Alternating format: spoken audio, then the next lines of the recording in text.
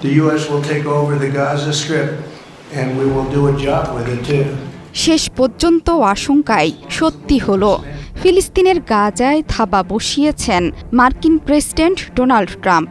তিনি সাফ সাফ জানিয়ে দিয়েছেন গাজা ভূখণ্ডের দখল নেবে আমেরিকাই।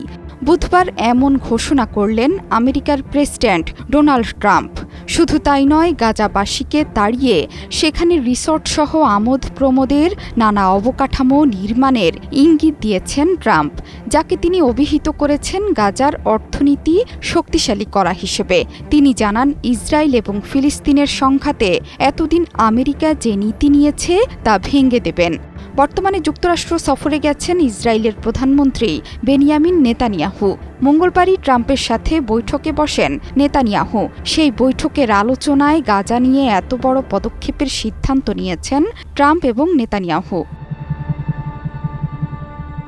ক্যামেরায় ওয়াও, স্টাইল দেখাও, Xenon X21 পারলে ঠেকাও। বৈঠকের পর যৌথ ব্রিফিং করেন নেতানিয়াহু এবং ট্রাম্প। সেখানেই গাজা দখলের হুঁশিয়ারি দেন আমেরিকার প্রেসিডেন্ট। তবে তিনি এও জানান, গাজা ভূখণ্ড থেকে ফিলিস্তিনিদের স্থায়ীভাবে প্রতিবেশী দেশগুলোতে পুনর্বাসন করার কথা ভাবছেন। অনেকের মতে গাজায় বড়সড় হামলার পরিকল্পনা করতে পারে আমেরিকা। ট্রাম্প বলেছেন, আমেরিকা গাজা ভূখণ্ডের দখল নেবে। তিনি ওই ভূখণ্ডের মালিক হবেন। সেখানে থাকা সমস্ত বিপজ্জনক বোমা এবং অন্যান্য অস্ত্র ধ্বংস করবেন। শুধু তাই নয়, সেখান থেকে ফিলিস্তিনিদের উচ্ছেদ করে হাজার হাজার মানুষের কর্মসংস্থান করবেন ট্রাম্প।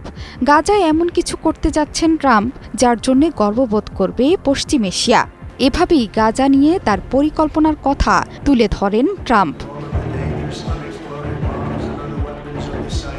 ফিলিস্তিনিরা গাজা থেকে সরে গেলে সেখানে কারা থাকবেন সেই প্রশ্নেরও রহস্যজনক জবাব দিয়েছেন ট্রাম্প। তিনি বলেছেন, বিশ্বের মানুষের বাসস্থান হবে গাজা। ট্রাম্পের সঙ্গে একমত নেতানিয়াহু। আমেরিকার প্রেসিডেন্টের প্রশংসা করে তিনি বলেন, ট্রাম্প সাধারণ ধারণার খোলস ভেঙে ফেলার চেষ্টা করছেন। তবে কিভাবে ট্রাম্প নিজের স্বপ্ন বাস্তবায়িত করবেন তা স্পষ্ট করে কিছু জানাননি।